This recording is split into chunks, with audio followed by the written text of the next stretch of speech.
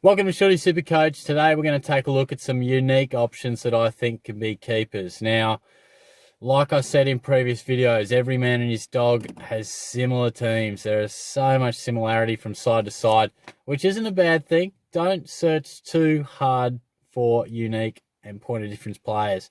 I reckon a few years ago that was something I fell into the trap of doing, searching too hard for a pod, and I feel as if you can, in the first month of SuperCoach, lose a lot of ground. I think what I've sort of learned is that it's not always about picking point of difference players to get ahead. Sometimes it's just about picking a boring side that's just as good as everyone else's, very similar, maybe got the slight difference, but it's more important to just stay with the pack in those first 4 or 5 weeks, then start trading, and that generally separates you from the rest. But in saying that, if you can find a point of difference with legitimate claims, sometimes in the past, I've seen people, and myself included, particularly when I was younger, you pick a player who's in 2% of sides and you pump him up and you go, this guy's going to be the difference, but he burns the hell out of you. It is rare that those players do well for you. I mean, they're that point of difference for a reason. And when I say point of difference and unique, we're probably talking between 5 and 10% of ownership, which, there might be the odd player that is in 1-2% of sides that really surprises. But in terms of being a keeper, I think unique is about 5 to 10%. And I'll touch on some of the variations throughout. But I've got 2 from each line, not the ruck, because it's all about Grundy and it's all about Gawn, getting them both in at some point throughout the season. So starting with the defence, I've got Caleb Daniel on top here. I think he's one of the best picks in SuperCoach, super reliable, and he's in just 6% of sides. Now, he is just an extremely reliable player. If you watch this channel often, it's not the first time I've talked him up. He's a very nice kick and just does the basics. You know how some players, you watch them from a SuperCoach point of view and it's stressful, or they take risky kicks, or they turn the ball over. Every time they get the ball, you're hanging on for dear life.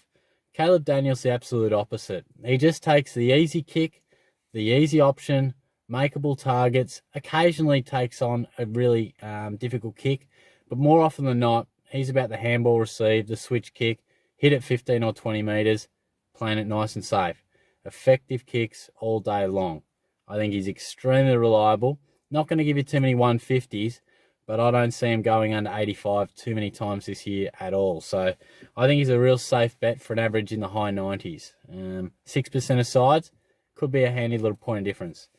And I also want to throw in Luke Ryan in there as well. Now, he is in 2% of sides, and I'm not going to pump his tyres up too much because I do have some concerns, because being a key defender type, there's a bit of movement in the Fremantle back line. There has been injury down there. The Dockers are constantly reshaping. They're regenerating, rebuilding. But he's a bloke who's high on the kick-ins, a beautiful intercept mark, and he will give you the 150s. He'll have days where he contested marks, intercepts big time. But he's in 2% of sides, and I just felt he was worth putting in a mention. I think he's a good chance to average similar to last year. Only reason he's not in my side because I like a few other options a fair bit more, which obviously most people are thinking the same, given he's in 2% of sides. But I'd love to hear your thoughts on him.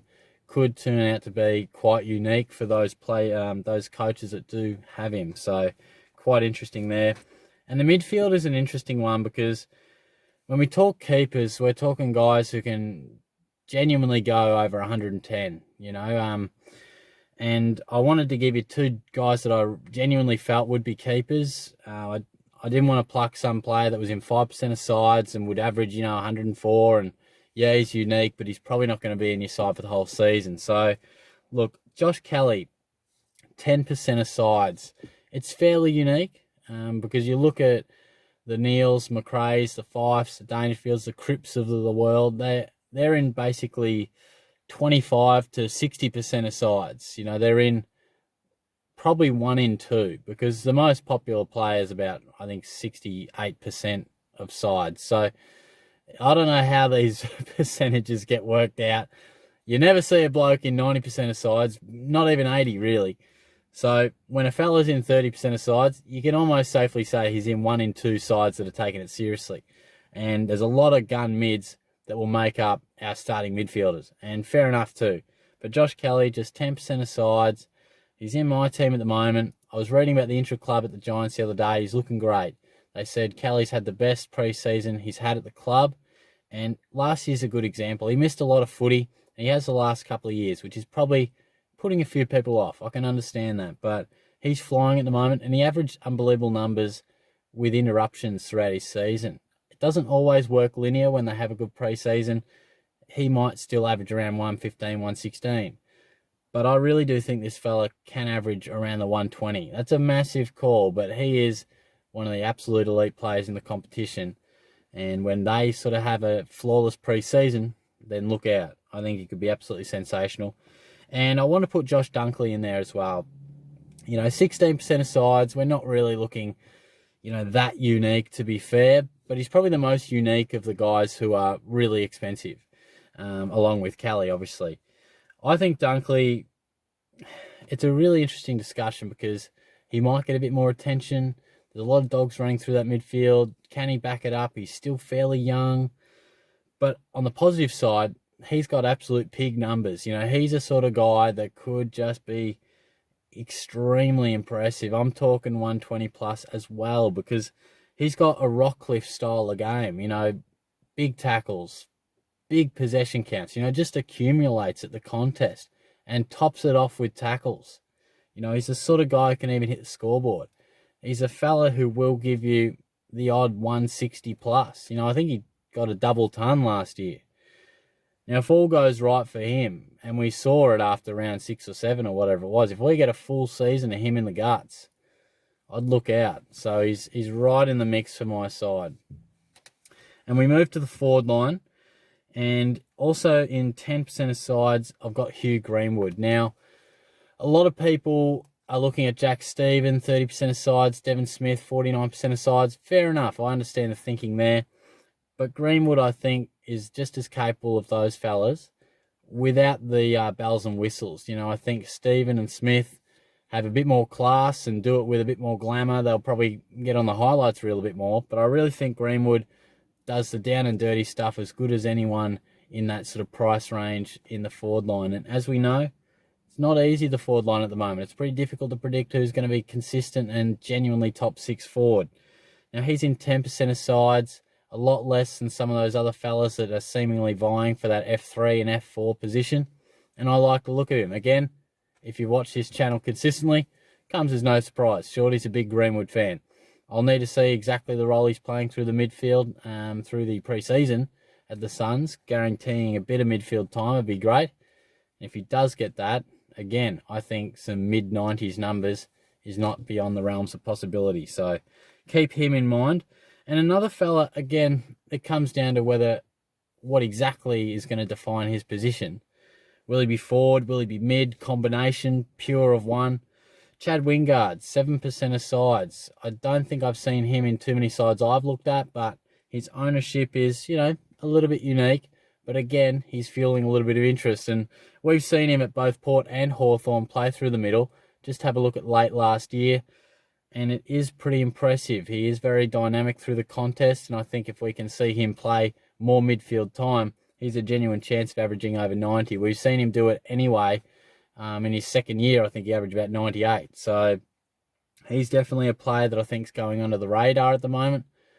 Definite POD. I don't know if I'll be brave enough to go with him. He let me down a couple of years back, but I'd love to hear your thoughts because, he's a very interesting player. At his best, he's extremely damaging. So I'd love to hear your thoughts on those guys and let me know any unique players that you're really looking at.